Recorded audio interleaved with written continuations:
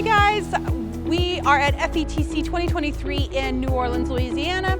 We are here with our BenQ Education team talking with teachers and IT directors and administrators about what BenQ has to offer to help teachers shape the future of learning in their classrooms. We've had really good conversations with the teachers and the IT directors here about how the BenQ boards are helping to meet them where they're at, both with AMS, DMS, and Active Directory as far as for the back end for the IT directors and for the teachers on how the BenQ board helps to keep their classrooms healthy, both for the teachers and for the students, and also meets them where they need to be as far as having basically an agnostic platform for them to be able to use their devices as they see fit in the classroom and import them and use them with the boards in the most seamless way possible.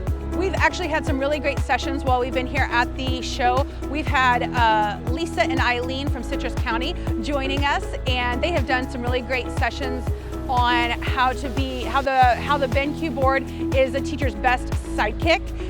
We've had really wonderful conversations. We've had Dirk also from Citrus County from their IT department who's come and been able to talk to IT directors about the back end of the software.